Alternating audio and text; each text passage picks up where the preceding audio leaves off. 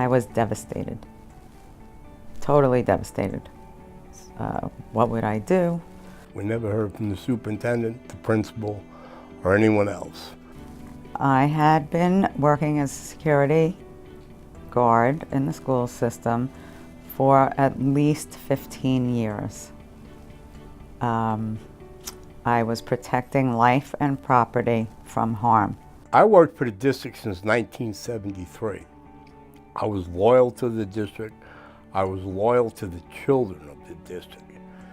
And what they did was reprehensible. It was absolutely disgusting to throw you away like you were a piece of garbage.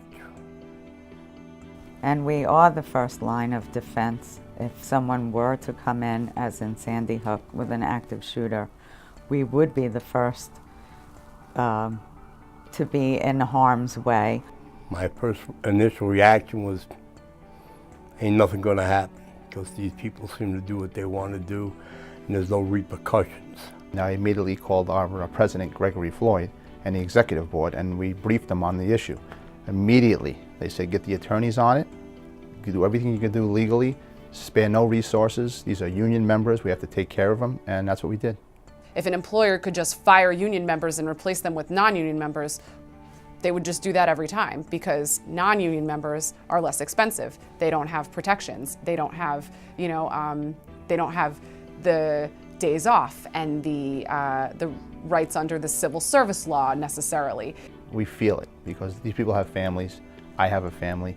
I've always put myself in their shoes. So I take it personal. I feel for them, and we fight 110% to remedy the situation every time. I contacted the union. I found out that we were going to fight, and thank goodness we have the Teamsters and Local 237, because they have always been there to fight for us. At first, the union was very, very quiet. I guess they were probably working behind the scenes and trying to negotiate to get our jobs back. And then I think when they found out they were being stonewalled and bullshitted, that they finally got in contact with us and said, we're gonna fight this. And I felt good about that. It was bigger than just the 10 security aides, because every time we allow an employer to replace union people with non-union people, they'll do it again and again and again and again until there's no union members, because that would give the employer all of the power over the employees. So if we take the employer to task when they do something that we believe is illegal, the hope is that the next time they want to do something that's illegal, they'll think about it, and maybe they won't do it. This case, in my opinion, was a huge, huge case, not just to Lawrence school members, to the whole entire unit of Local 237 from the city and Long Island. The first decision was against the union, so we had a hearing that lasted 2 full days, and the administrative law judge found that they didn't violate the law when they replaced union people with non-union people. I thought it was over. I had to move on with my life. The union fought for us against the district, and I was devastated when the decision came down. We were very disappointed. We put our heads together, we called the attorneys. Greg Floyd chimed in and said, hey, if there's any opportunity to fight this, talk to the attorneys, let's fight this. And that's exactly what we did. What I miss most about the school is the kids. And when the union lost, I thought that was it. Of course, we went to the members and spoke to them about it at union meetings, and we said, hey, we're going to take the second case. We're going to take an appeal on this case. We appealed the decision of the administrative law judge to PERB, the Public Employment Relations Board, which is the state body that oversees this kind of issue in public employment. I have always had faith in the union. They've always been having our back.